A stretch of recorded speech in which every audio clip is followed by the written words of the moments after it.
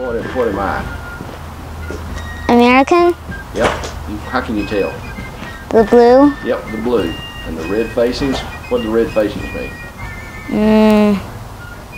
It told you that I was from either Virginia or Delaware or Pennsylvania or Maryland. Oh. They were color-coded, see? So the people that fought here were from Maryland and Delaware and Virginia, the Continental soldiers. You want to be a soldier? Yeah. Okay. We can make you a soldier. Put the coat on. It's a little big, but it'll be all right. It's way too big. All right. And a soldier, you had to carry everything you owned, remember? So you stand and face your camera. So you had a bayonet. That's the bayonet that goes in the end of your muskets. So you had to have a bayonet scabbard. That's what these white, you always see the white cross belts. They held up stuff. Your ammunition was carried in a cartridge box. Oh. Those are bullets. Those are cartridges made out of paper. They were gone over this shoulder. Okay? That was to clean your musket. That was to brush your musket with. And that was to keep the touch hole of your musket open if it got clogged up. Alright? White cross. What's called a haversack. It's a linen bag. It's a food sack. Oh. Okay? So they put that over your shoulder. Is that a knapsack? It's a haversack. Haversack. And then you had a canteen. That's a British canteen, so we'll say we picked it up off the battlefield. It's tin, made out of tin. All right.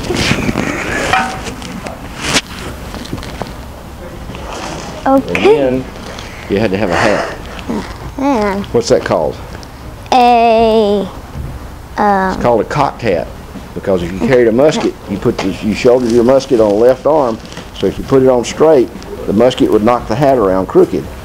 So they finally just started making the hats. Okay, now stand still. Okay. Is this okay? Bye. Yep. All right, now if you had a musket, you'd be order firelocks right here. Just hold it. Put the other hand down beside. And if I said rest, watch my feet. Take this foot and just put it behind the other foot, just like that. All right? Put the musket, crook your arm, and then put your hands in front of you like this. That's it. Now face the camera. First we need to get your hat on. All right? So you're a Continental soldier. Make that smile.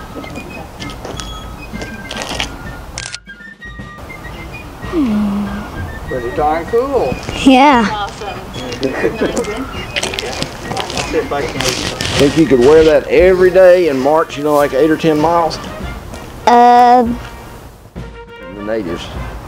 But if you lived on the frontier and you were poor and you couldn't afford a nice rifle, you could afford a trade gun. Okay? That was the Walmart 22 of the day. Okay?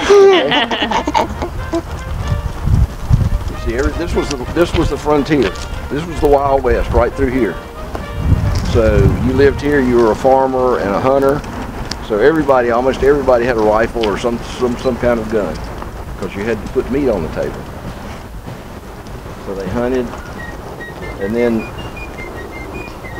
like, there was a war. They weren't soldiers, they weren't trained, but they were like Minutemen.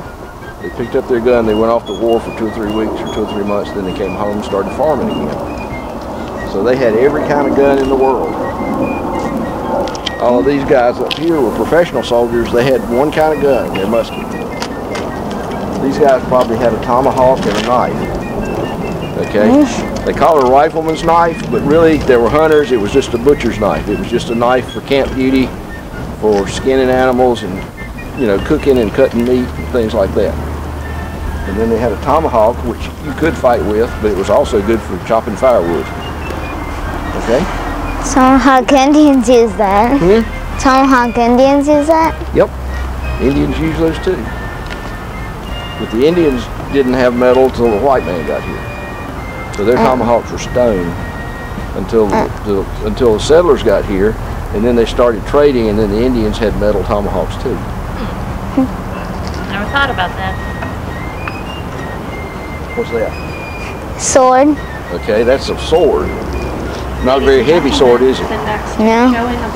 Okay, if you were in the 18th century, if you were an officer, that automatically made you a gentleman. Are you a gentleman? Yeah. Working on it. Working on it. Okay. So if you were a gentleman in the 18th century, they carried a dress sword. It was like a badge of rank. It wasn't for fighting. They put on a sword like we'd put on a necktie today. Okay. So they were pretty little, delicate, small swords. But they weren't for fighting. They were just a badge of rank that said, "Look, I'm me." Okay.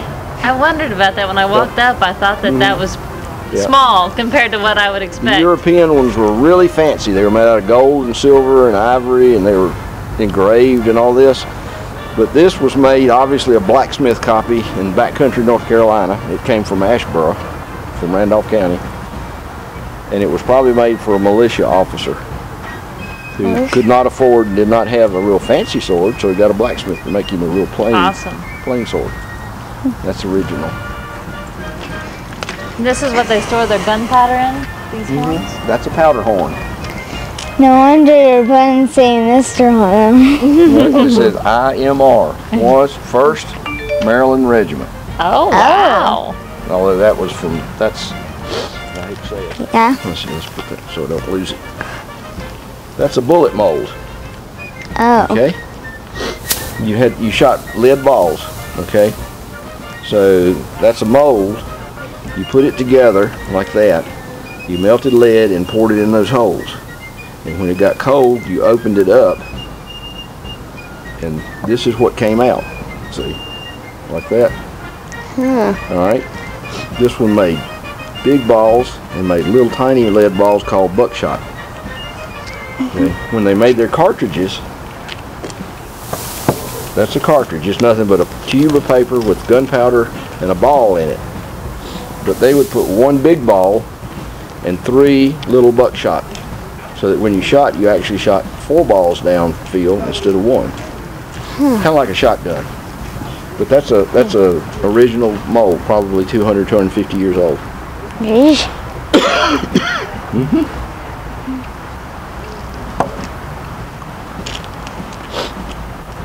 Those are 2 cannonballs.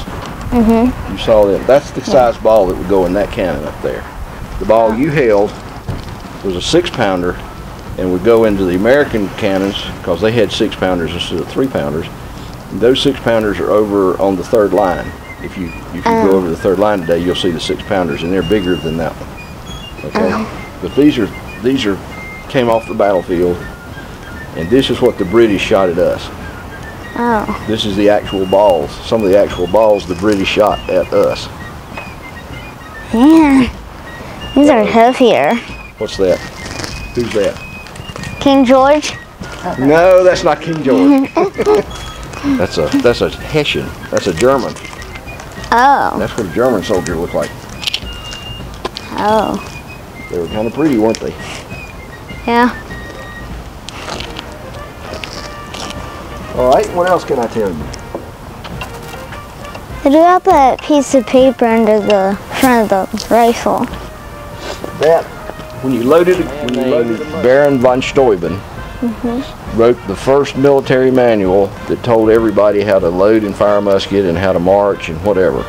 Oh. So in that manual there were that many steps of loading and firing muskets, okay, which everybody had to learn. Well, this guy was probably a militia guy and did not have a book, or he didn't have enough money to buy a book. So he wrote all these commands down to load and fire a musket, so he could take them home and learn them, okay?